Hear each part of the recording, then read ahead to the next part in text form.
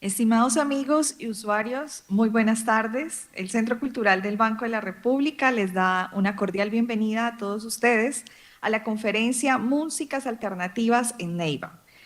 Saludamos especialmente al público que de manera presencial se encuentra en el Centro Cultural, en el auditorio, y también las personas conectadas desde la plataforma Cisco Webes. Bienvenidos.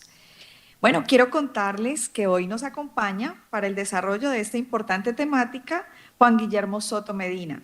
Él es huilense, comunicador social y periodista, músico, editor del periódico universitario Desde la U de la Universidad Surcolombiana en la ciudad de Neiva.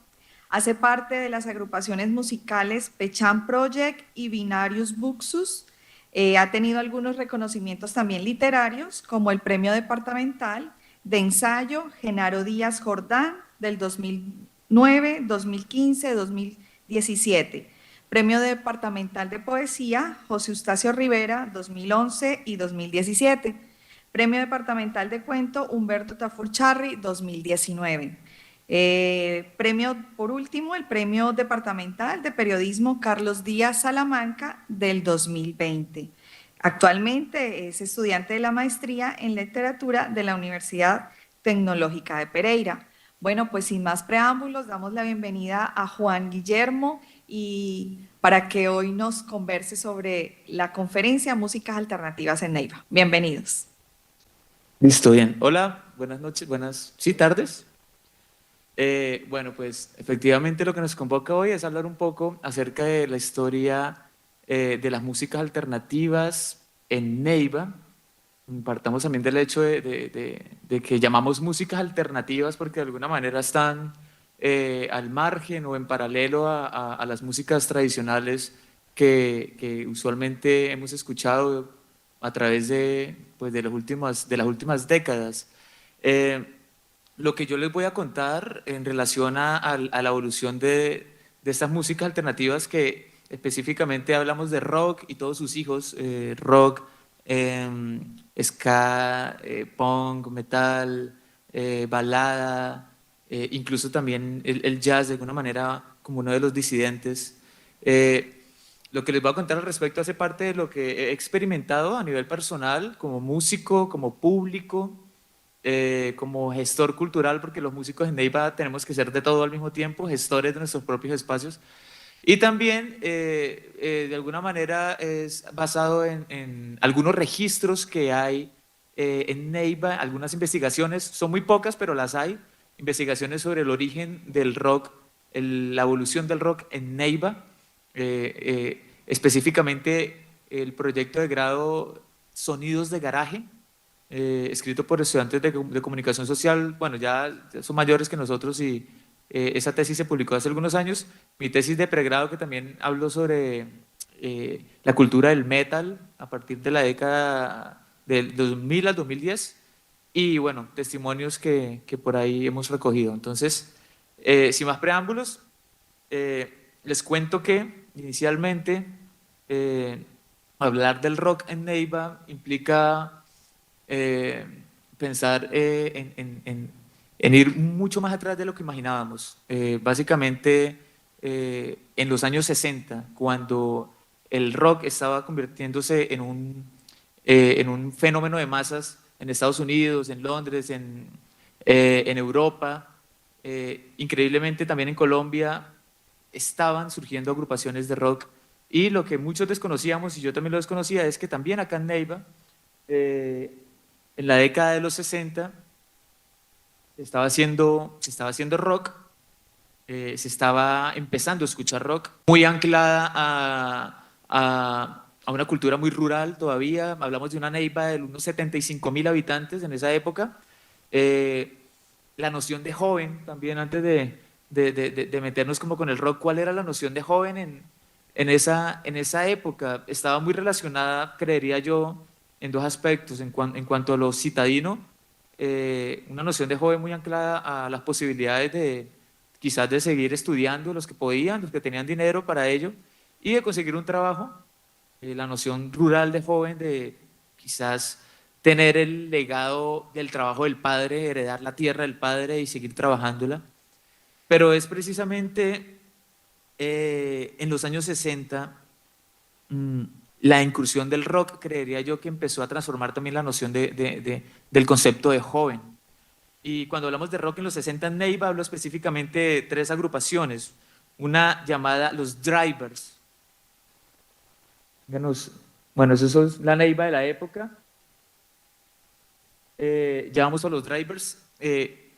Los Drivers era una agrupación, no hay foto de los Drivers, desafortunadamente. Estas agrupaciones de las que les voy a hablar de Neiva, básicamente, eh, los Drivers es una agrupación conformada por cuatro integrantes, pero de ellos quiero hablarles a grandes rasgos de Leo Cabrera y Luis Felipe Bastos. Leo Cabrera, no sé si ustedes, algunos de ustedes, los que están acá presentes, los cibernautas, asistieron a comienzos del 2000 a una vaina que se llamaba Jazz para Todos. Jazz para Todos. Otra que se llamaba Ópera para Todos.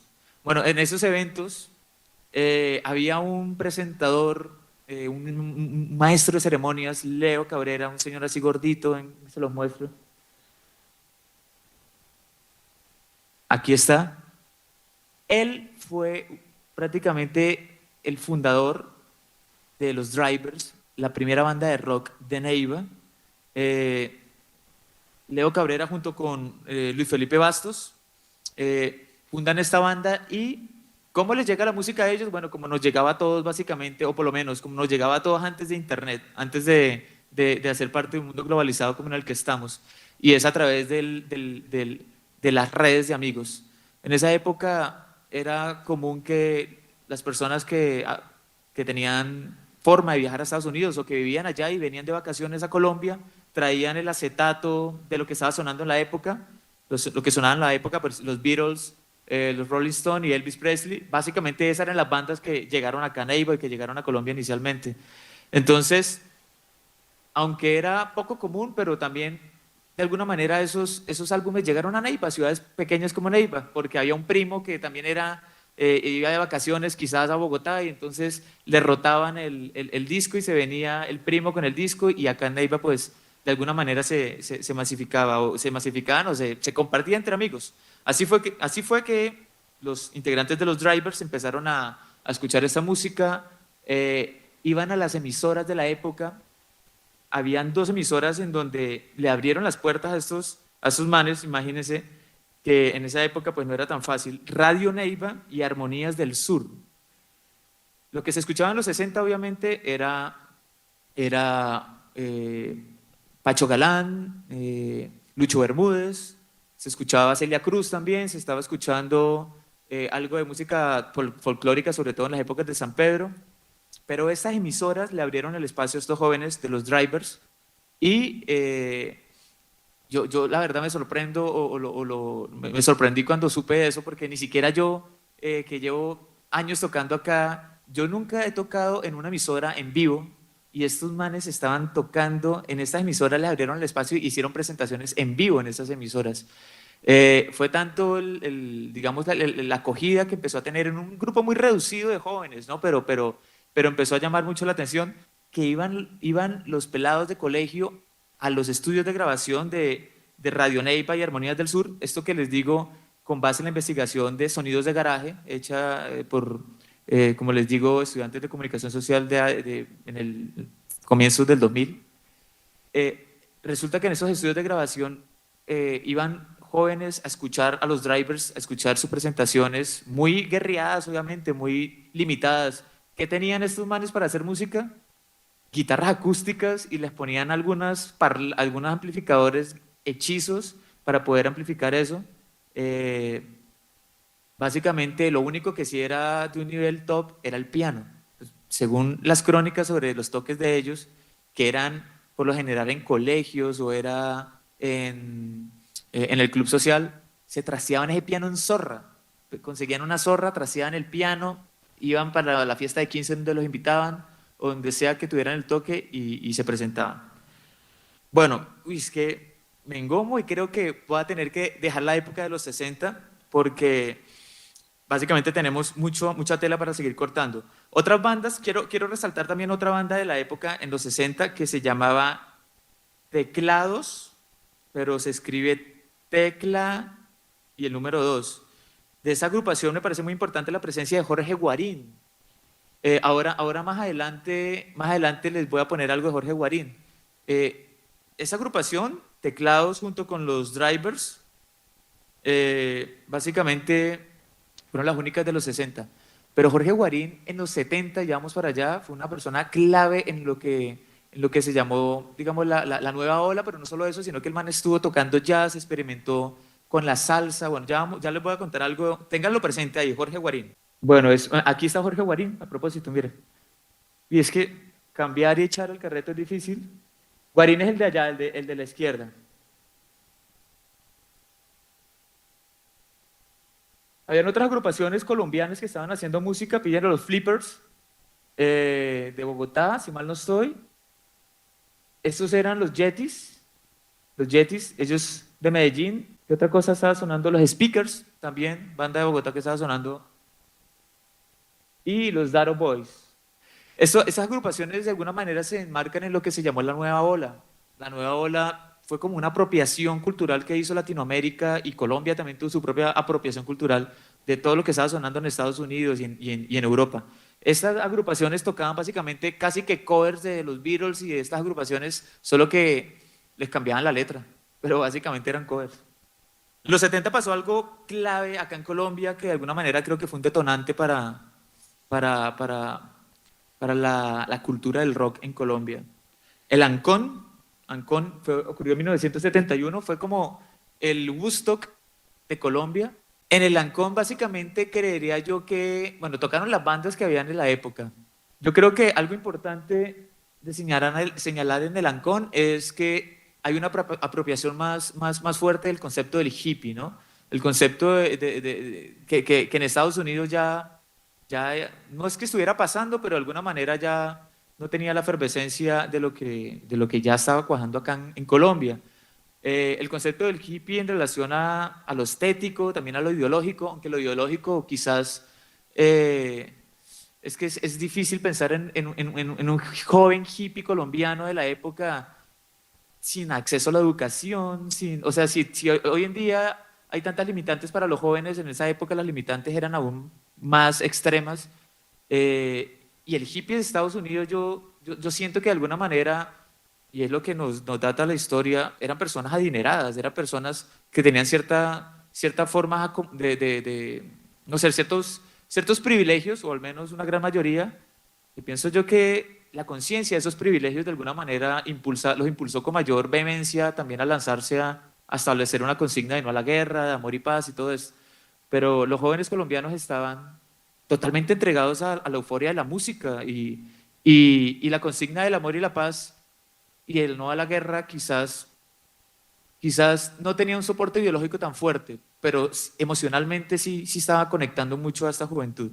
Hubo un Ancón, una segunda versión del Ancón en el 2002, yo estuve allá, intentaron hacerlo, ahí fue que me enteré por qué le pusieron Ancón, pues porque así se llamaba la vereda o el parche donde lo hicieron, no, yo la verdad no sabía. El cerro. Bueno, en los 70 quiero hacer mención a algo importante, ya aterrizando a Neiva, lo que estaba pasando acá. Surgieron bandas importantes de rock acá en Neiva.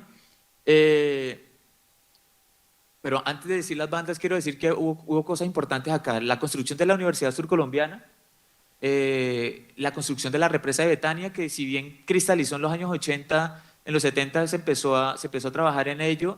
Lo mismo que la explotación petrolera también empezó a darse en esta década. Y eso es muy importante porque eso de alguna manera trajo la escucha de otras músicas que no estaban sonando acá en nuestras emisoras de Neiva. Sonaba en los años 60 lo que les comenté anteriormente, Pacho Galán, Lucho Bermúdez, pero en los años 70, a raíz del surgimiento de estas obras y de estos proyectos académicos y económicos, había que traer mucha mano de obra. Entonces vino mano de obra del valle, de la costa, y bueno, gracias a eso es que tenemos el vallenatico sonando desde entonces acá a lo que marca. Sin embargo, la USCO me parece un hito importante en el surgimiento del rock o cómo fue cristalizando acá en Neiva, porque se convirtió en un territorio, en un primer territorio, en un primer nicho para que los jóvenes que en los 60, estos pelados de los drivers y de teclados, y había otra banda que no me acuerdo, para que tuvieran un espacio en el cual pudieran aflorar un poco más sus afinidades con la música, con su estética. Ya era más común que tuvieran el cabello larguito, de pronto lo de los tatuajes no, era ya demasiado transgresor, pero ya había uno que otro con tatuaje, el tatuaje bien barrial, carcelero, esos son los que me gustan a mí. Eh, entonces, este nicho de la surcolombiana me parece importante por eso. ¿Qué agrupaciones surgieron allí en esta época? A ver. Ah, los 70. No hay foto de las agrupaciones de acá, pero venga, les cuento. Eh, en los años 70 fue la banda Petróleo, precisamente. Unidad 15. Ah, no, Petróleo es de los 80, no me paren por Petróleo, no. Unidad 15, Los Peters y Tierra. Fueron tres agrupaciones. No hay registro fotográfico ni sonoro de ellos, desafortunadamente, pero también habían agrupaciones de rock que eran agrupaciones muy efímeras, ¿no? O sea, había muchas limitaciones, no habían bares, obviamente, no habían sitios donde tocar. Los espacios, si acaso, eran estas emisoras que le abrían espacio a estos chicos para poner tal música. Las fiestas de 15 y los colegios eran como de pronto los nichos donde podían colarse algunas de esas presentaciones. En el Hotel Plaza también. El Hotel Plaza era otro. Y en el Hotel Plaza era clave porque estas agrupaciones, si bien tenían algún repertorio que se marcaba, o sea, se marcaba en la balada, que ya era más como digerible para nuestros abuelos o padres, pero ahí de ladito terminaban con algún rockcito, pues, y ahí poco a poco iban educando a nuestros papás. O sea, digo, nuestros papás iban educando a nuestros abuelos. De la nueva ola, para que se ubiquen un poco lo que estaba sonando en esa época, escuchemos algo de Oscar Golden.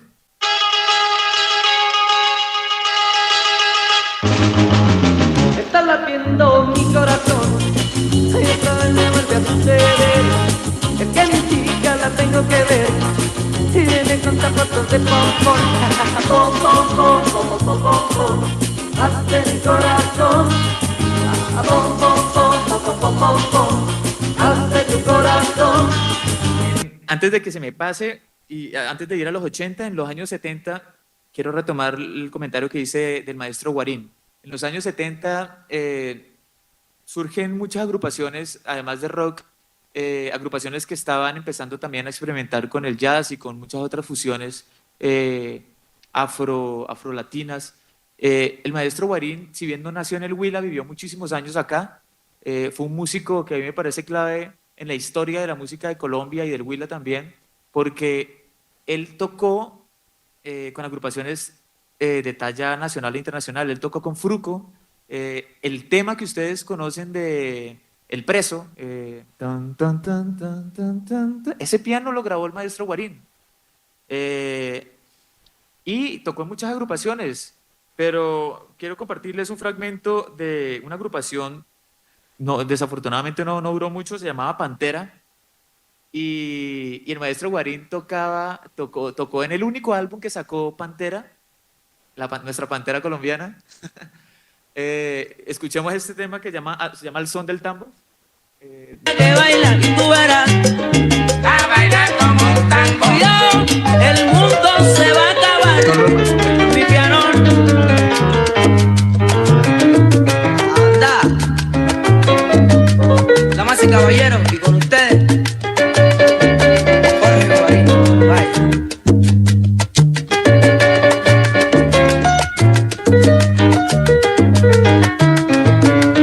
Una calidad. El maestro Guarín tocó también en muchas otras, en la Fania All Star, a nivel internacional hizo parte de la Fania, tocó también, vivió un tiempo en Alemania tocando con grupos de jazz y de Latin jazz de allá y después se vino para Neiva, duró muchos años acá tocando, o sea, pasar de esos escenarios grandes, después se vino a tocar acá en algunas fiestas de 15 y eventos más modestos. Vámonos para los 80. Como bien sabemos, los 80, nuestro contexto a nivel latinoamericano, dictaduras, Colombia, pues teníamos esto, narcotráfico a lo que marca, los carteles de la droga, eh, y en ese contexto, a nivel latinoamericano, sobre todo las dictaduras, pues surge el rock en español, ¿no? Una forma también de apropiación que creería yo que lo valioso o lo más importante de esto es, de esta música, de esta apropiación, es permitirse cantar en nuestro idioma, permitirse cantar en español y poder gritarle al mundo lo que nos está generando insatisfacción o lo que, lo que queremos como jóvenes, lo que querían los jóvenes de esa época. Y bueno, en Neiva también teníamos agrupaciones. Eh, ya les cuento. Monster. A ver si hay. Ah, bueno, esas agrupaciones habían en los 80 en Neiva. Monster, eh, que fue creada se me olvidó el nombre de Monster, a él le decían Monster precisamente por eso. Germán, sí. Germán Bonilla. Petróleo, que fue una banda que creería yo que fue la que más duró, incluso alcanzó a durar hasta comienzos del año de los 90. Éxtasis, Ciegos y Vampiros, que era la banda de Winston Morales, escritor huilense. Ozono, como les comenté en un principio, hay un documental que hace parte de la tesis Sonidos de Garaje, una investigación realizada en la Universidad Surcolombiana.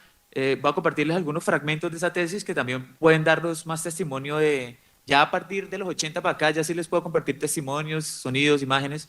Escuchemos de este documental un fragmento que nos va a hablar de lo que estaba ocurriendo en los 80 en Neiva. De la ciudad. Hay un de inauguración de rock. En este momento se me escapa.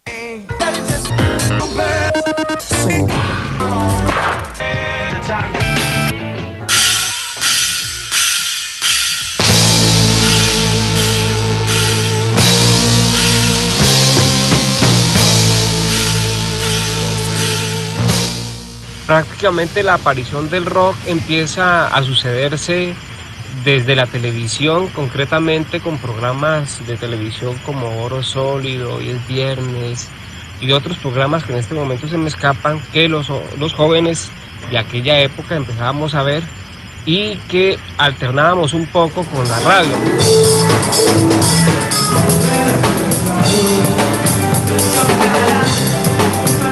El rock en español empezó muy suave, ¿no? Aquí en el Huila. Más o menos cuando empezaron a sonar los temas de Toreros Muertos, Prisioneros, Hombres G, que eran los que más se escuchaban en el Huila. Total que el impacto fue bastante interesante porque la gente empezó a mirar el mundo desde otra lógica, desde otra perspectiva, y cuando me refiero a la gente, pues me refiero concretamente a los jóvenes, ¿no? En Neiva, la presencia de grupos organizados de rock... Bueno, ahora les comparto otros fragmentos. En los años 80 estas agrupaciones estaban tocando, estaban intentando hacer música, ya habían de pronto más acceso a ciertos instrumentos, ya el rock en español estaba ejerciendo una presencia fuerte en todo el país, pero de todas formas Neiva seguía siendo una ciudad que carecía de espacios para hacer música, de espacios de encuentro, no habían bares todavía, entonces el territorio que de alguna manera sirvió para poder fortalecer este tejido social en torno al rock, además de la surcolombiana, eran los parques de los barrios. O sea, muchos de estos jóvenes en ese documental, que les recomiendo lo vean completo, nos cuentan ellos que los barrios eran los parques de los barrios, eran los parches donde se llevaban grabadora de esas tipo Príncipe del Rap, así grandísimas, a escuchar casetos con la música que podían acceder a través de, como les digo, la red de amigos que traían de otras ciudades, Medellín, Bogotá. Entonces, el territorio todavía sigue siendo muy guerreado. Todavía había digamos, cierta persecución, aunque todavía no tan fuerte, pero había todavía mucha estigmatización en torno a ver un parche de jóvenes en un barrio, en un parque, escuchando música y de pronto un mechudito, de pronto era motivo también de sospecha por la autoridad. De todas formas, algunas emisoras, y también esto fue algo importante que ayudó a masificar más el rock en Neiva en los 80, empezaron a emitir algunos programas, Colosal Estéreo, Radio Tequendama. Radio Tequendama era una emisora que no era de Neiva, es de Cundinamarca, pero misteriosamente se sintonizaba acá en Neiva, según comentan algunas personas que la escuchaban en su época. Algo importante antes de pasar a los 90, algo importante que pasó en los 80 fue la construcción, la apertura de tiendas musicales. El disco, la rumbita, serenata, disco video que daban en el Metropolitano.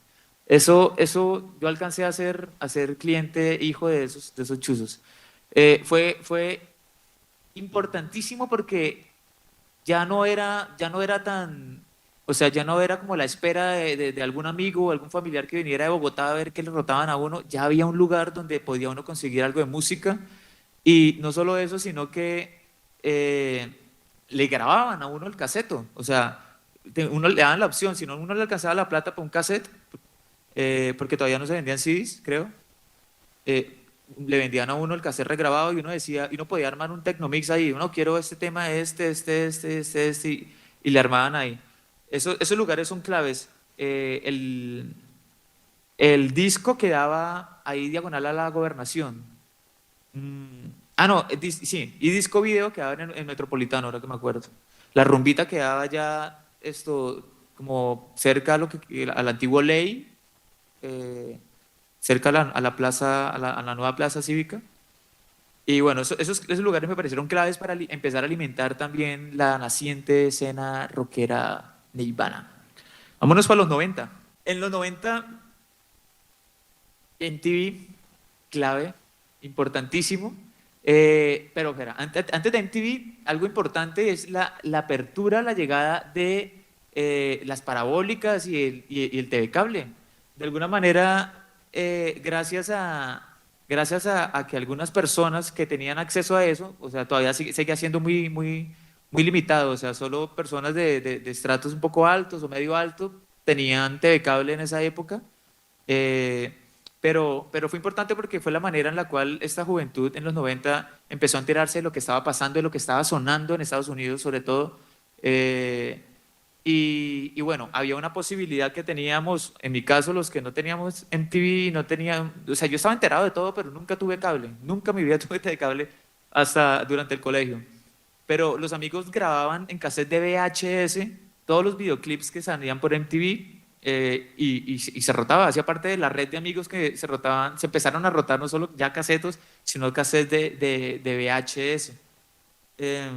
Y, bueno, esto todavía no.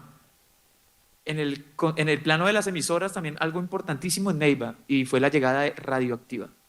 Radioactiva llegó en 1993 y también fue muy importante porque ya había un nicho rockero carente de espacios, eso sí, carente de emisoras, de posibilidades de desarrollarse como músicos o como oyentes, pero ya había un nicho ahí pendiente, así que Radioactiva vino a Neiva. Yo desafortunadamente no alcancé a escuchar Radioactiva porque también había otra limitante para algunas personas, y ahí estaba yo, y es que si en la casa había solo una grabadora o un reproductor de audio, por lo general estaba monopolizado por la mamá, el papá o la hermana mayor, qué sé yo. Así que yo me crié fue con Rafael Orozco a lo que marca, o sea, vallenatico. Y cuando MTV duró muy poco, digo, Radioactiva duró poco en Neiva, la llegada también a Neiva de otros dispositivos como el Walkman. El Walkman, cuando mi madre me regaló un Walkman, que es para escuchar casetos, yo creo que ella me lo regaló y a los días se fue Radioactiva, porque yo intenté sintonizar y yo no encontré Radioactiva, yo buscando emisoras, no encontré ninguna emisora de rock, pues yo estaba pelado, ¿no? Y supongo que le pasó a muchos. Pero fue algo importante porque empezó a dinamizar la naciente escena rockera de los 90, que surgieron bandas, venga les cuento. Corriente Alterna fue una banda importantísima de los 90. Esa banda era la sensación en todos los colegios. O sea, y Radioactiva fue una emisora que impulsó mucho este tipo de eventos, estos encuentros en torno al rock. Hacían concursos de bandas de rock, no habían muchas, pero sí se popularizó Radioactiva, Corriente Alterna. Latin Lingo también, la primera banda de rap de Neiva. Volvemos al asunto de las migraciones y de cómo la llegada de personas que venían de otras ciudades del país, en este caso Lewis, que era uno de los líderes de Latin Lingo, el man venía del Valle, él venía con toda la influencia del hip hop allá, que ya estaba pegando durísimo, y él fue el que empezó, tengo entendido, a darle duro al rap aquí en Neiva.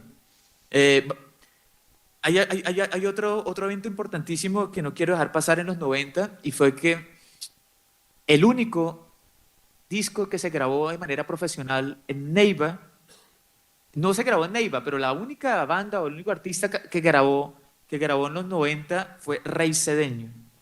Y Rey Cedeño, no sé si a los que no lo conocen, seguramente cuando este tema famosísimo, yo creo que es la canción de su vida, el de sabes que me gustas mucho, te lo he demostrado. ¿Cómo? Quiero ser feliz. Quiero ser feliz. Quiero compartirles un fragmento de Rey Cedeño tocando Quiero ser feliz en su versión original. Quiero ser feliz la escuchamos y la conocemos como una canción de música de orquesta, de música tropical, pero este man Rey Cedeño la compuso, porque él era rockero inicialmente, la compuso en una versión más rockerita, más balada, más. Así que escuchemos un fragmento de Rey Cedeño interpretando su propio tema, Quiero ser feliz. Hola. Ponen el minuto 2. Esta es la historia de una canción. Puse Quiero ser feliz, quiero cantar desde puse en mi vida. La primera inspiración que tuve y que para mí siempre ha sido sorpresa porque es un éxito latinoamericano. Un éxito muy grande, grabado por más de 40 agrupaciones a nivel latinoamericano, desde Argentina hasta Estados Unidos. Entonces, tal y como compuse Quiero ser feliz, quiero cantársela a ustedes. Un ritmo de balada rítmica, que fue como lo hice.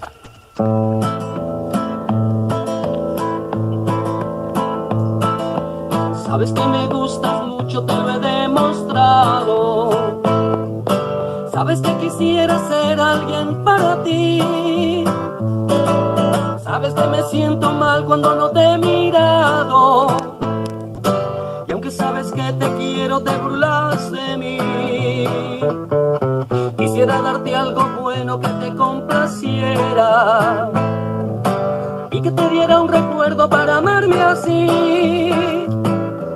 Quisiera que ya me dieras la miel de tus labios, aunque sé que ya te quiero solo al verte aquí. Por favor vuelve a mi lado, no me hagas sufrir.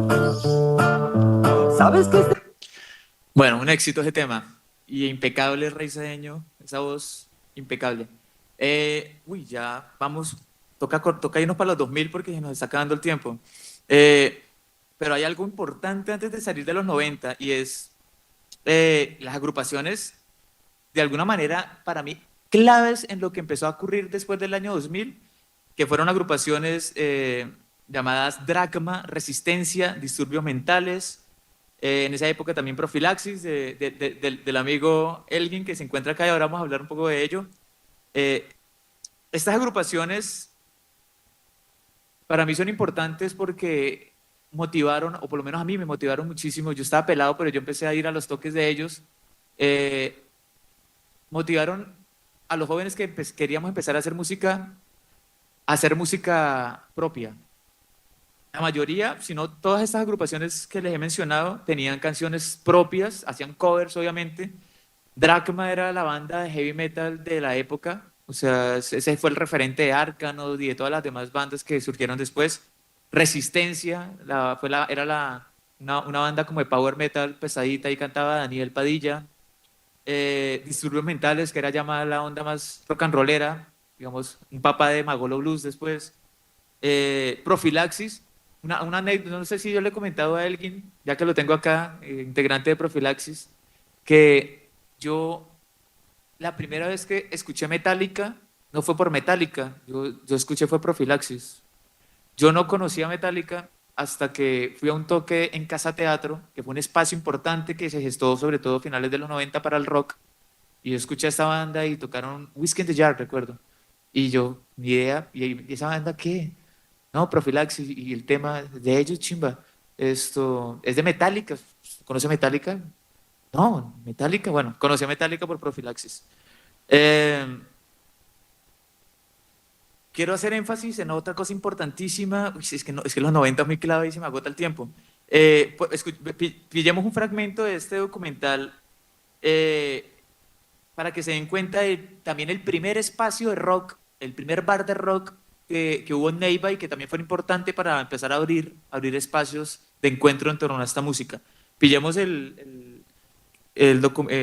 bar hetero. La escena rock para mí comienza más o menos en el año 97, cuando formamos con unos amigos pues, un estilo de bar de música rock.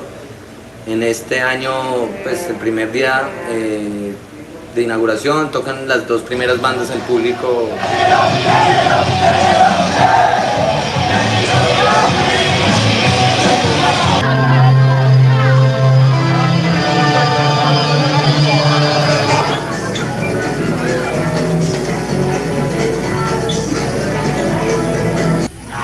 Uy, no, eso fue un esfuerzo Bueno, particular. entonces, importantísimo ese primer espacio, me parece que fue tremendamente transgresor y arriesgado, porque fíjese dónde quedaba.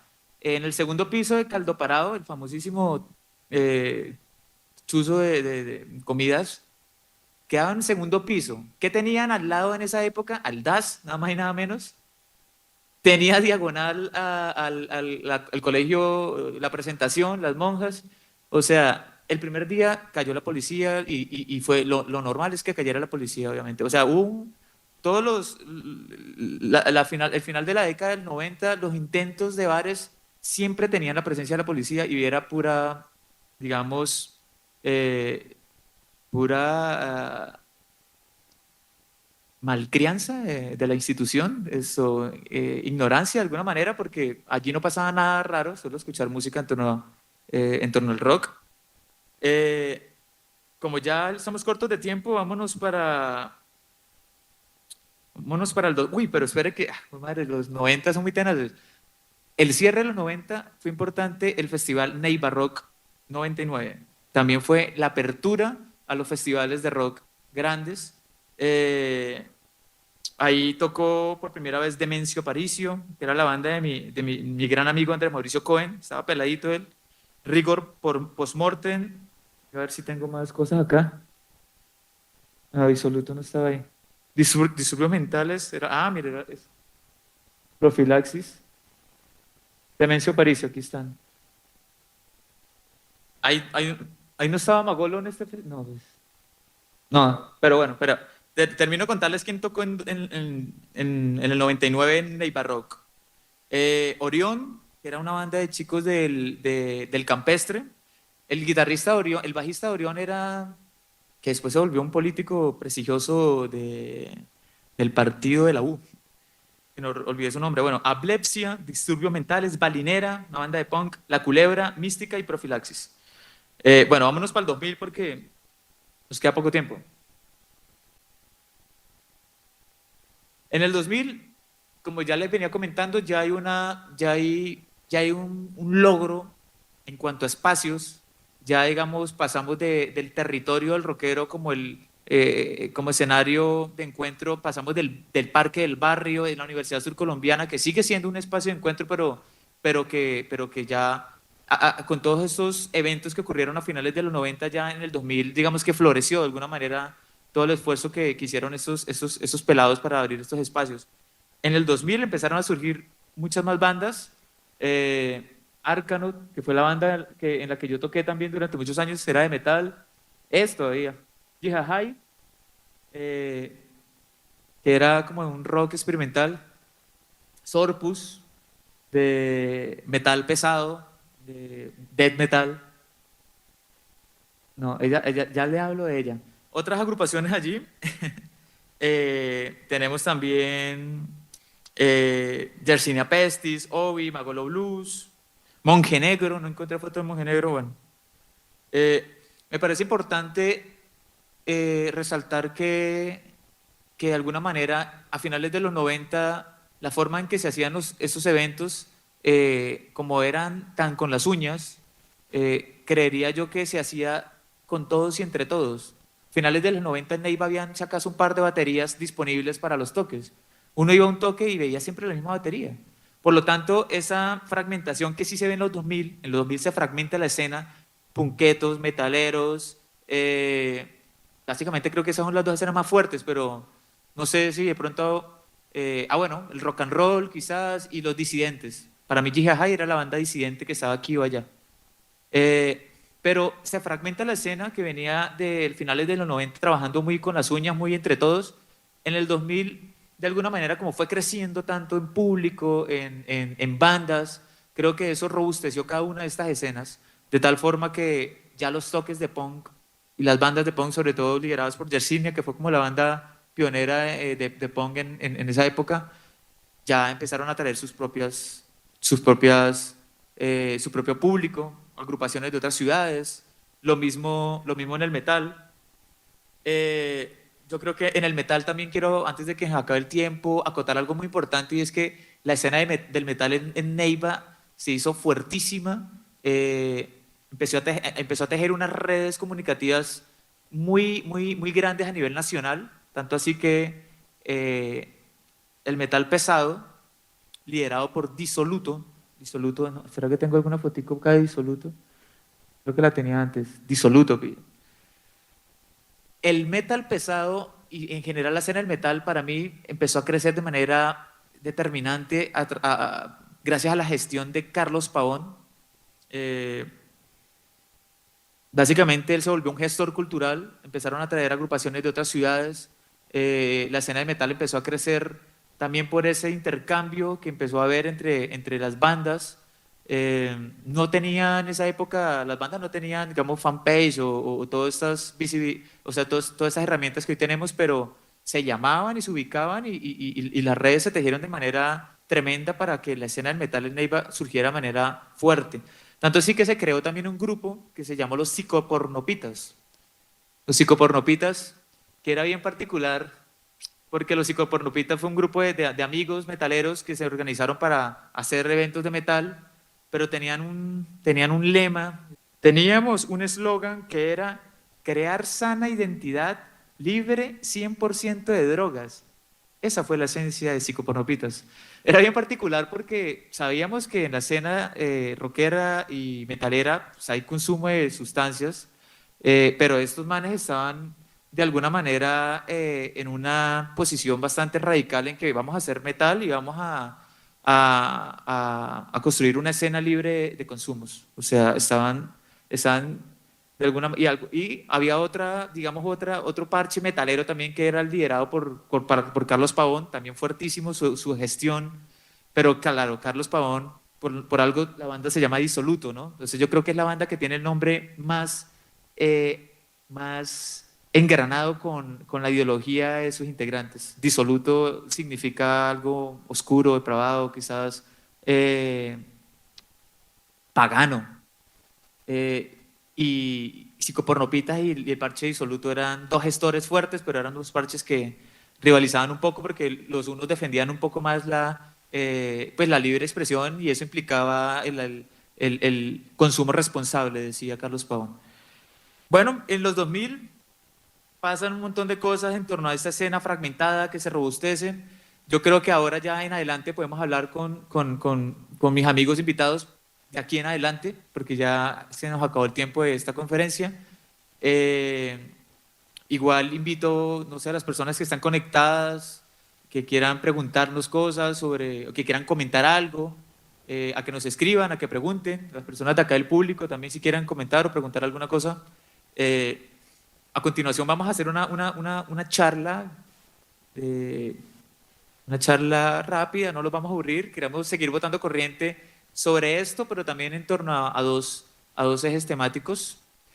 Eran tres, pero creo que vamos a reducirlo a dos. Uno, la cultura del tributo y dos, los cantautores. La cultura del tributo en Neiva, tributos a bandas, o sea, realización, puesta en escena de interpretación de covers y de repertorio de otras agrupaciones y la creación de música propia. Entonces, para esta charla invito a mis dos amigos músicos, Felipe Duzán y Elgin Nieto, que tomemos asiento y parchemos un rato. Felipe Duzán es músico de la ciudad de Neiva, ha participado en diferentes proyectos musicales, Los Arándanos Capicúe, ¿cierto, flaco? Capicúa. Los Arándanos Capicúa, es un compositor que ha tocado también con otros músicos. Recientemente formó una agrupación llamada Felipe Los Planetas. Es un cantautor, tiene su propia música y toca como solista. Se ha abierto un camino importante como solista en Neiva y lo está empezando a hacer en otras ciudades. Elgin Nieto, pues básicamente es también uno de los fundadores de la escena del rock a partir de finales de los 90. Elgin hizo parte de Profilaxis y sigue haciendo parte de muchísimas agrupaciones más. Es músico también, músico de sesión, se autodenomina él. También ambos han hecho estudios académicos en otras áreas, pero en Derecho y en Psicología, pero han querido enfocarse más en la música. Entonces, ¿allá hay micrófono para mí o qué? Queremos antes de empezar la conversación, bueno, aquí hay algunos comentarios en el chat. Esperanza dice, excelente ritmo e interpretación, es genial. Mucho talento huilense, excelente. Tania Muñoz nos dice, nos gustaría ver la foto del IBE y antes de terminar nos cuentes de ella. Sí, menos mal que me hicieron caer en cuenta. En medio de todos estos jóvenes disidentes de la cultura normativa imperante en Neiva, esos jóvenes rockeros que intentando taladrar esa normatividad a través de la música, también hay unos disidentes padres de familia que acompañaron de alguna manera a estos jóvenes y que sin el apoyo de ellos, sin el abrazo de ellos, creo que muchos de nosotros no habríamos podido hacer música. Creo que eso es un reconocimiento que quiero hacerle a Liviadina. Liviadina es como la mamá del parche yijajeño. Yijajay es una agrupación en la que yo toqué y otros músicos. Liviadina nos acogió en su espacio ya lleva 2 décadas aguantándonos. Y creo que así como ella, hay muchos otros padres de familia que nos han financiado y que nos han apoyado en esta locura de hacer música. Como Papá Camero también. Yo le digo Papá Camero de cariño, Edgar Camero, padre de Leonardo Camero, músico también, intérprete, creador, fundador de la banda Jijajay y ha tocado en otros proyectos. Papá Camero también era músico, murió recientemente. Y bueno, fue como una persona importante. Liviadina, madre de Andrés Mauricio Cohen, nuestro amado amigo, hermano Andrés Mauricio Cohen, músico también, que nos acompañó durante muchísimas décadas en este viaje musical y de experiencia de vida. Bueno, eso es. Ahora vamos a hablar de lo que les prometí. Uy, otra cosa importante, dime. Se me olvidó, ¿no? Oiga, es que también habían revistas en la época. Ahorita las voy a pasar para que las vean. Barroco Urbano. Ahora hacemos un zoom ahí. Bueno, Barroco Urbano fue una revista que surgió a finales de los 90 y que fue una revista que de alguna manera se convirtió en la cronista de las historias de los jóvenes que están empezando a hacer rock en Neiva. Sacaron como unas 5 ediciones. Aquí viene todo vanidoso a mostrarlas todas, las tengo todas. Posteriormente, en la década del 2000, otra revista importantísima que quiero señalar, Asfalto Trazos Urbanos. Un saludo, un beso, un abrazo para mis amigos de Asfalto, para los creadores, para Alfredo Jerez, Ani Guarín, Ani Guarín no, perdón, Ani Lady, Ani Guarín es la poeta, Ani Lady, para Nimo, para Andrés Mauricio Cohen también hizo parte de Asfalto, Julián Blasquez, bueno, ahora sí, ¿está prendido? Ay, sí, Sí. sí. Bueno, amigos, nuevamente bienvenidos. La idea es que me gustaría que nos contaran y que charláramos un poco en torno a esos dos temas que propuse, ¿no? La cultura del tributo y los procesos creativos, en su caso Flaco sobre todo, que ha liderado mucho como cantautor y como creador. Aunque quiero hacer énfasis en que también somos creadores o hemos sido creadores quienes hemos hecho covers, todos hemos hecho covers. Yo me he centrado más en la parte no tanto de los covers, pero creo que el hecho de interpretar, y no sé si parto acá también de esa premisa, a ver si me apoyan, interpretar una obra ya también es un acto creativo, ¿no? Es un acto de creación en donde el autor pone algo nuevo, ¿no? Quiero que me cuenten un poco de la experiencia que ustedes han tenido como creadores, en este caso Elgin, en el escenario de los covers, porque su merced toca, desde los últimos años viene tocando en muchas bandas, muchas bandas que hacen tributos de manera, por dicho, reprofesional, suenan a veces hasta mejor que las bandas originales, y que para mí es un fenómeno importantísimo en Neiva, porque antes no había música en vivo y ahora cada 8 días podemos encontrar música en vivo gracias a esos tributos. Y también quiero que me cuente Flaco en relación a su experiencia como creador. Empecemos por acá. Bueno, contrasta todo con lo que mencionaba ahorita usted, de que no habían bares, ahora hay demasiados espacios, hay demasiados pubs, entonces es muy fácil encontrar, digamos, la noche de hoy, una banda que toque en X bar, no sé, cualquier bar de la ciudad. Ha aumentado en los últimos, yo creo que en los últimos 6 años, es muy accesible tocar en bares. Pero sí, ¿qué pasa? Que la gente que asiste a los bares, pues quiere escuchar covers. O sea, son bandas principalmente que hacen covers, o sea, pueden ser bandas que tengan temas propios, pero la gente quiere escuchar los covers porque son los temas conocidos. O sea, yo toco en bandas también donde hacemos música propia, creo temas. Hay una banda que se llama Señor Moan en la que estoy trabajando. Señor Moan, y lleva 4 años. Y pues para nosotros es más fácil movernos haciendo covers a veces, teniendo los temas propios, porque bueno, puede ser que hay gente que le pone cuidado al tema del señor Moan, pero de repente si uno toca Matador de los Fabulosos Cadillacs, la gente se la goza más, ¿no?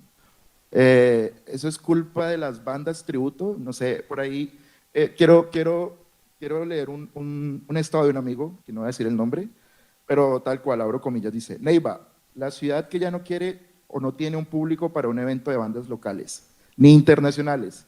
Y es que las bandas locales no ayudan, o sea, nosotros. Es triste ver cómo se vuelven bandas tributo, moñas, como le llamamos así de forma informal a las bandas, y solo se dedican a tocar covers de otras bandas. En otras ocasiones hasta se pelean por quién toca los covers de Maná, Terciopelados, etcétera. A todo esto está que el público no quiere pagar un ticket para ir a ver a las bandas originales con sonidos propios y propuestas diferentes. Pero bueno, esta es la ciudad de los helios. O sea, no es un fenómeno, ahí cierro comillas, no es un fenómeno que pase en Neiva. O sea, Neiva no inventó los tributos. ¿Me entienden? O sea, no es que, es más, nos hubiéramos llenado de dinero donde hubiera ocurrido acá, no sé, inventaron algo así. Hay bandas, por ahí estuve leyendo hace poco también, bandas que son muy conocidas que hacen tributos de Metallica, no sé, Apocalíptica empezó como un tributo a Metallica, ¿no? Obviamente con una propuesta muy diferente, pero Apocalíptica es una gran banda ahora, que ya tiene sus temas propios y todo, y empezó pues haciendo covers de Metallica. Entonces es chistoso ahí como se echa la culpa uno, o sea, como que le echan la culpa a los tributos o a las bandas que hacen covers de que las otras bandas no surjan, no sé, no creo que sea así. En mi opinión personal, pero bueno, ahí está el debate abierto también, ¿no? Bueno, como que respecto a eso, siento que he podido presenciar mucho tiempo el transcurso, la evolución del tributo también acá en Neiva, y como que ha pasado mucho de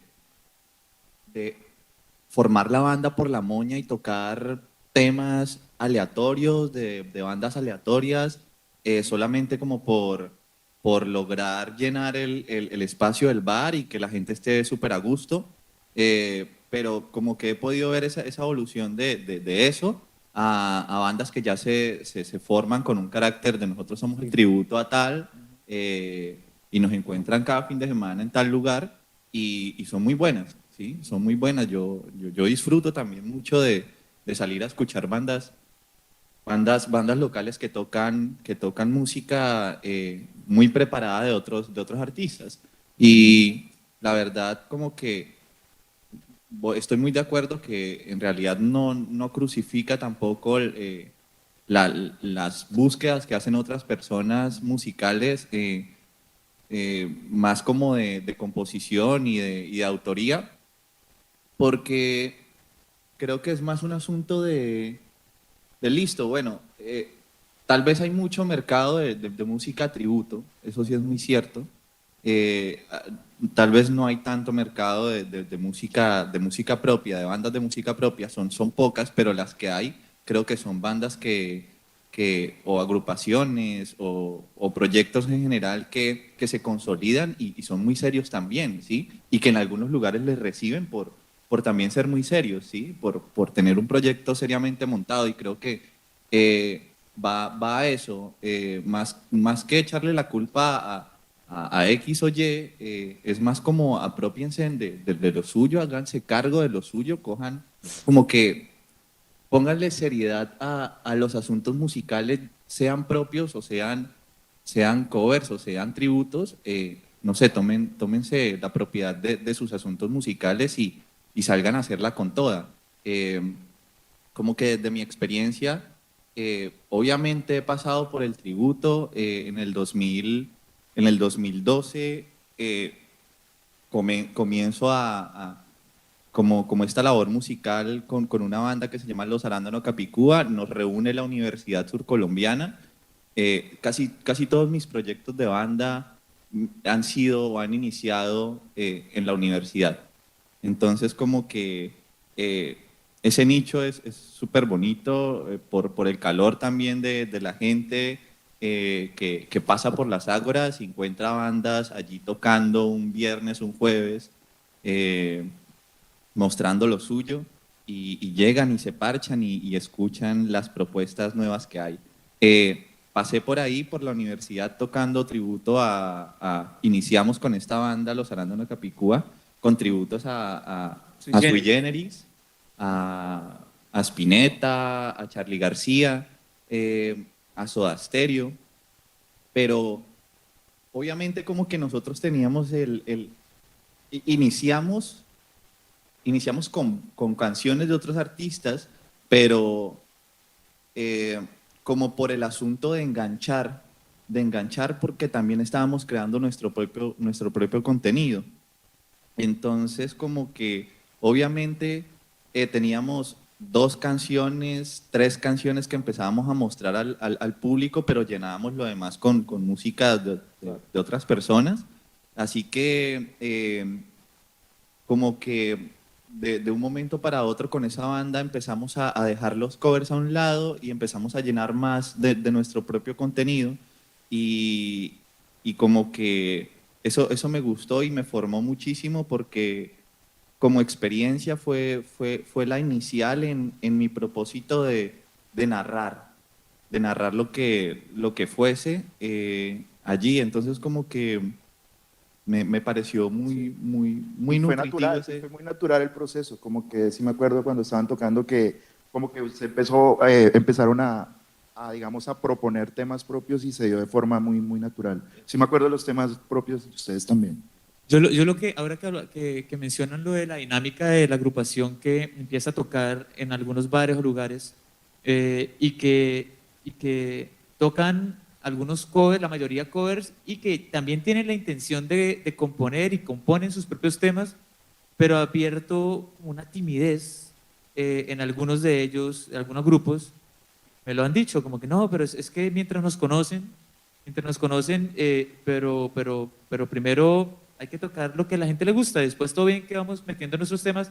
Igual me parece que está bien, pero y les pregunto, ¿no creen que ahí está el punto de quiebre en que pues, muchas de esas agrupaciones no se quedan haciéndolo, o o sea, siguen dejando su música al final. Eso es lo que yo advierto. ¿Será que, no sé, ceden a la presión también? Porque también he escuchado de que la presión de los dueños de los bares, ¿no? Necesitamos que toquen covers porque se llena más. ¿Cómo juega ahí el elemento de la intención creativa y lo económico, ¿no? O sea, les pregunto porque ustedes también saben de los precios, cuánto pagan. Sí, claro, tocar covers, o sea, realmente sí deja el dinero que uno, pues, o sea, que uno se gasta invirtiendo en las bandas propias, ¿no? Digamos, yo tengo un álbum con una banda que se llama Torre también, que hicimos música propia y tenemos un álbum completo. Nos costó casi 2 millones, o sea, hacerlo, y fue una inversión. Y entonces, y fuimos a Bogotá y lo grabamos y bueno, no mentiras, fue creo que más porque yo puse como 1.200.000 que tenía una guitarra y la vendí para poder poner, creo que fueron 3 o no me acuerdo cuánto, pero sí es una inversión hacer un álbum definitivamente. Y entonces los tributos pues sirve pues, para recoger un poquito esos fondos que uno invierte en la música, para comprar, no sé, guitarras mejores, amplificadores, o sea, cuerdas, picks, todo se va, ¿no? Entonces, sí siento que, o sea, el bar paga bien el tributo o la banda de covers, o sea, sí, y sí las buscan. Y el mercado ha crecido es porque porque han existido otros bares, o sea, empiezan a existir X bares donde pues llegan las bandas a tocar covers, porque no lo buscan a uno por tocar la música propia realmente. Puede uno tener algún tema, como dice Juan Guillermo, pero digamos, uno es medio tímido al tocarlo y creo que es que la canción de pronto no ha cogido vida propia en el sentido de que la gente conozca los temas, porque uno puede tocar temas propios, pero si la gente no conoce los temas, la gente se va a aburrir. En algún momento, o sea, uno como músico aprecia todo y pues está bien, pero el público en general, uno no toca solo para los músicos. Yo soy feliz, digamos, y si voy a ver a Pechán o si voy a ver al Flaco haciendo la música de ustedes, porque soy músico y me lo disfruto, y hay gente que se lo puede disfrutar, pero si hay gente que no conoce los temas, pues se va a aburrir. Eso es lo que pasa. Yo acá estoy pendulando entre hablar como músico, como mediador. O sea, yo hago parte de las dos, porque yo también me he pasado años componiendo y haciendo música propia y muchos años tocando covers también y haciendo las dos. Entonces soy un poco las dos cosas. yo creo que, yo sí creo que de alguna manera debe haber una educación de los públicos. Y educar al público implica acostumbrarlo a que se va a encontrar con una oferta diversa que implique una obra original o una interpretación, un tributo. Y yo creo que, claro, puede pasar lo que efectivamente pasa, y es que algunas personas pueden no conectarse mucho con una música de una nueva banda, temas que no conoce, pero es que de alguna manera ese proceso de educar públicos implica es empezar a hacerlo, o sea, empezar a tocar en lugares en donde posiblemente el primer concierto no van a corear todos como si corean otras bandas, pero que hace parte de un proceso. Supongo que así ha pasado en otros países, en otras ciudades. A mí, yo no, me cuentan, yo nunca he ido a Argentina, pero me cuentan que en Buenos Aires y en ciudades como esa, en Bogotá también, pero que llama mucho la atención ir a escuchar, todo lo contrario, más que un tributo, escuchar agrupaciones con música propia. Y yo creo que eso fue un producto de todo un proceso, ¿no? Pasa también algo curioso con las bandas que hacen música propia y que ya tienen muchos éxitos. Digamos, pongo un ejemplo, Vilma Palma de Vampiros tiene unos éxitos así en los 90, pero ¿quién ha escuchado algún tema de ellos han sacado varios álbumes? Deben repasar de esos últimos álbumes 3 temas. O sacan un álbum y por ahí 2 temas de lo nuevo, porque la gente también quiere escucharlo. Ya tienen un legado también grande y tienen muchos éxitos. No van a dejar de tocar, no sé, Mojada o cualquier tema comercial conocido, el Auto Rojo, por un tema nuevo que hayan sacado el año pasado. Yo creo que fíjese, la experiencia del Flaco, de Felipe Duzán, para mí es un ejemplo de cómo sí se puede llegar a escenarios en donde la gente coree la música. O sea, los seguidores de la música de Felipe y los Planetas o o de la música que compones, corean los temas. O sea, yo realmente eso acá en Neiva a muy pocas agrupaciones se lo he pillado, ni en las mías pues menos. Con Binarios pues tocábamos música instrumental, así que no, por 10 años no hubo letras. Movían la cabeza y saltaban, pero ahora con Pechan Project pues las letras son quizás poemas un poco más raritos, pero en el caso de Felipe Los Planetas la gente corea su música y, o sea, ¿cómo has sentido esa experiencia, Flaco? Yo creo que en un principio no todo el mundo la coreaba, pero hoy en día saben los temas, muchos.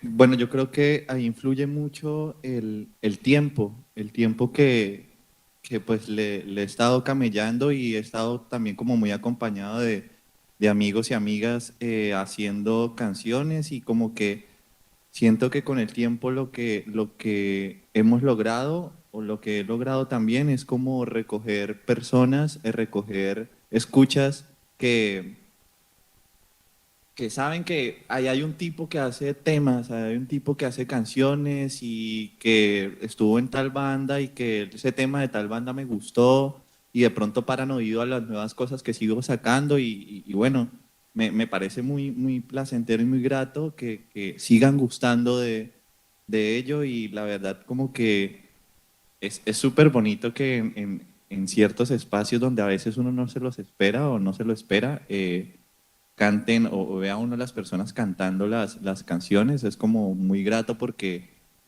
le dan la oportunidad a la canción de que les atraviese y que de alguna forma sean parte suya. Y ese ejercicio como que es el que me impulsa también a seguir narrando cosas, ¿sí? Siento que la canción debe generar cierto tipo de emociones, cualquiera que sea, para que alguien como que la suma propia, la resignifique y bueno, no sé, vaya a X o Y lugar a escuchar a esa persona que canta e interpreta esa canción. eh, y bueno, como que, y que le siga la pista, ¿no? Eso me parece muy grato y yo estoy como que muy agradecido por eso también. Es otra satisfacción análoga quizás también a la satisfacción del en vivo de un tributo, ¿no? O sea, la Sí, claro. respuesta, No, pero diferente, me es refiero. diferente, no, claro. O sea, creo que llega más que corean temas propios que los... O Claro. sea, yo pues sí, obvio, me emociono, pero... Yo le voy a preguntar, ¿se saben algunos temas Pero de todo Corre? sí, cuando vamos, pues tocamos en espacios más pequeños y cuando de repente corean algún tema que están... Y yo creo que la clave ahí, y creo que ustedes lo han sabido entender y por eso han grabado la música, es esencial eso, ¿no? O sea, poder grabar la propia música para que alguien la escuche, de repente uno escucha un tema de Pechano, del Flaco y va algún toque, pues va uno como que va preparado, qué chévere, ojalá toquen ese tema que lo escuché y que me gusta. Creo que para mí la clave es poder grabar la música, o sea, la música propia, porque ahí es donde toma vida, o sea, yo puedo tener una super banda y puedo tener 20 temas súper buenos, pero si no están grabados, pues sí los puedo tocar en vivo, pero la gente de pronto se lo goza en el momento, pero no va a haber recordación. Y creo que de pronto eso ha sido la clave también para que ustedes cuando vayan a tocar en vivo, pues tengan sus temas y su público, de eso se trata, ¿no? Estoy como muy de acuerdo con eso en cuanto a que los proyectos de banda en los que he estado anteriormente, digamos que yo en ese momento estoy con un proyecto de solista en solitario, en el que subo constantemente contenido, bueno, constantemente no, cuando las fuerzas, cuando el ánimo, cuando el alma musical logra algo, estoy subiendo contenido, estoy grabando en casa y siento que tengo como el privilegio de tener una consolita en casa, un micrófono, un computador y ya con eso me grabo mis guitarras, un teclado que es viejísimo de mi papá y mi voz. Entonces como que eso en cuanto a la grabación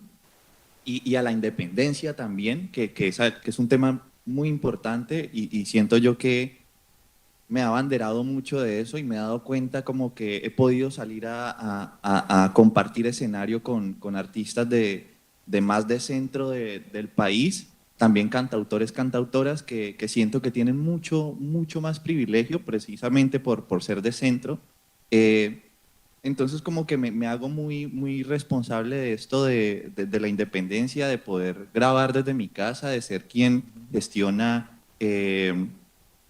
la tapa, la portada, la estética del álbum, la estética de la canción, la distribución de la canción, los medios de la canción, o sea, como que he aprendido a hacer de todo en este recorrido, cosa que no hacía o que no hicimos con otros proyectos, que teníamos mucha música propia y que puede haber contenido en YouTube, porque YouTube es una plataforma que acoge mucho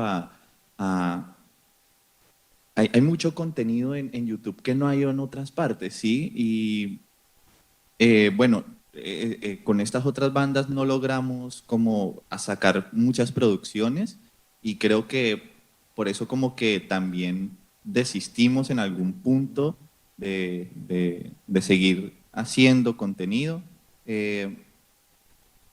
por lo que son cosas que quedan más como en la memoria de la gente, ¿sí? Como que, esto, me ven por ahí algunos parceros o parceras que me conocen de mi primera banda o de mi segunda banda. Tóquese tal tema de tal banda.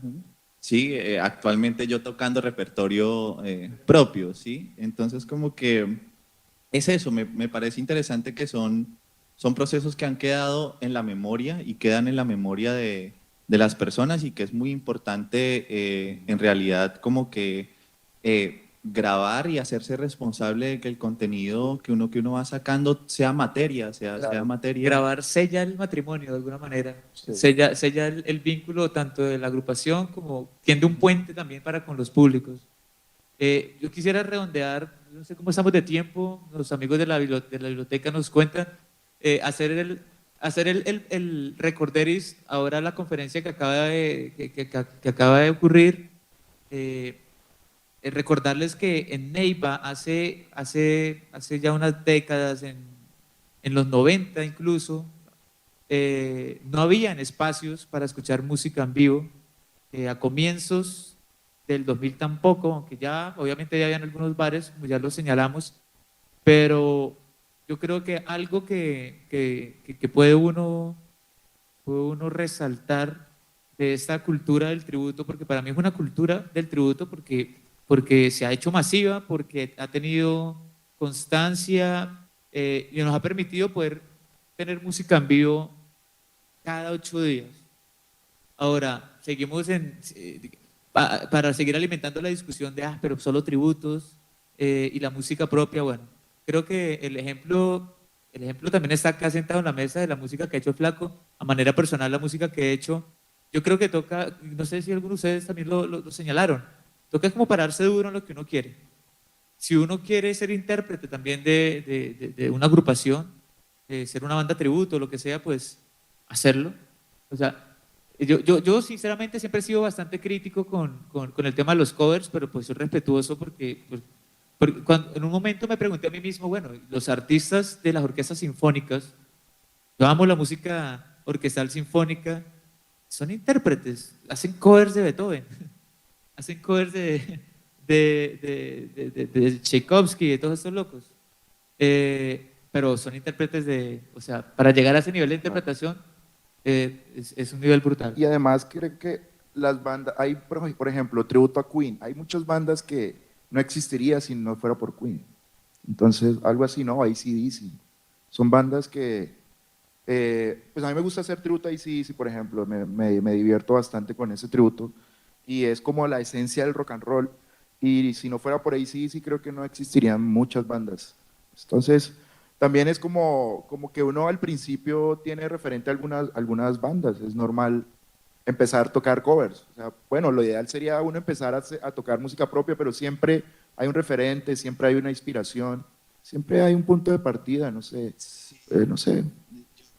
por ejemplo, algo que dices es muy cierto, sin bandas tributo seguramente yo tampoco estaría acá sentado o tampoco estaría haciendo música, porque yo me crié con saliendo del colegio, fines de semana, a ir a ver a bandas tocar temas de Stratovarius, bueno, en ese entonces estaba Arcanoid, estaba Kael también, y me encantaba ir a escucharles porque sabía que tenían temas propios, pero tenían los temas que yo ya conocía, ¿sí? Y sabía que iba a escucharlos y allá, bueno, me parchaba súper contento a pillar a esta gente en escena, haciendo música, y más que por ir a escuchar la música que quería escuchar, también lo hacía por ver cómo estaba la escena, por saber quiénes eran los que estaban allí, cómo se manejaban en público,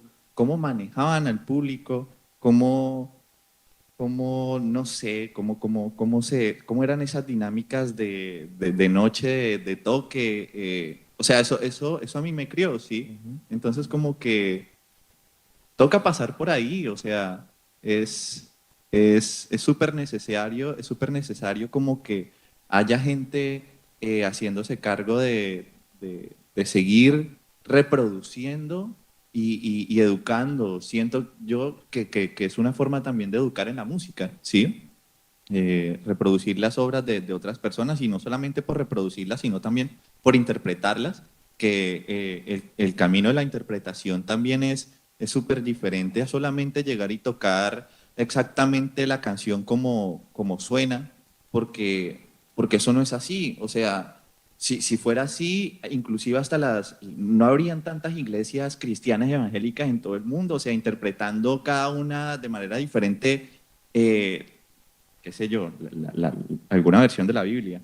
Entonces, como que precisamente también con la máquina, nosotros tocamos tributo, hacemos en nuestros shows, hacemos un espacio donde tributamos, hacemos tributo, no tributamos, hacemos tributo a El Mata a un Policía Motorizado. Digamos que para mí es también una forma de mostrarle a las personas o de compartir con el público la música que a mí me forma y la música que me lleva a crear otras cosas, ¿sí? Entonces, me lo asumo, lo asumo como una responsabilidad y lo interpreto con mi voz, o sea, sabiendo que mi timbre es muy diferente al del vocal, mi manera de interpretar la guitarra es muy diferente pero lo asumo y me gusta mucho tocar esa música. Caigo en cuenta ahora antes de cerrar y quiero preguntarle si tienen algún comentario o pregunta, pero un proyecto de covers en el que a estas alturas hice parte, después de 20 años de estar trabajando en música propia, y es Modo Perris. Modo Perris fue, Eran covers, ¿no? Modo Perris era un grupo liderado por nuestro amigo Andrés Mauricio Cohen, y Modo Perris hacía covers, pero ¿cuál exacto, era el tema de la versión. Eran versiones que le llamábamos muy de patio de la casa, muy como de tocar en medio de una rumba algo y después en algún momento dijimos, venga, pegamos plata por eso. Aquí nos sabemos un montón de temas que tocamos acá en el patio. Pero lo que yo agregaría de particular es el ejercicio de curaduría del repertorio. O sea, está el hecho no solo de los covers, sino que en este caso Modo Perris, por eso quiero resaltar la particularidad de ese proyecto liderado por Andrés, y era que uno podía escuchar desde Rocío Dúrcal hasta Nirvana, pasando por Rey Cedeño, pasando por Rage Against the Machine. Era digamos que un ejercicio de interpretación también muy libre y muy arriesgado en dónde nos van a contratar para tocar después de Nirvana Juan Gabriel y Rocío Dúrcal. Y nos contrataron. Bueno, pues yo creo que podemos seguir botando mucha corriente al respecto, pero Ya tendremos oportunidad en un próximo encuentro. Quiero agradecerles, Felipe, Elgin, por la charla, a los asistentes, a la biblioteca del Banco de la República. Y bueno, nos veremos en una próxima. Bueno, muchas gracias a todas las Muchísimas personas gracias. que se encuentran conectadas desde Cisco Webex y aquí de manera presencial. Muchas gracias por su participación. Esperamos tenerlos en nuestros próximos eventos y actividades programadas. Y bueno, aquí en el chat muchos saludos. Gracias por llevarnos a un mundo maravilloso, recorrido por la escena rockera, y a los compañeros que nos permiten tener unas reflexiones generadas alrededor de esto. También agradecen a todos los invitados de la noche de hoy. Muchas gracias a todos ustedes y esperamos tenerlos en otras actividades programadas del Centro Cultural. Gracias. Muchas gracias a todos y todas.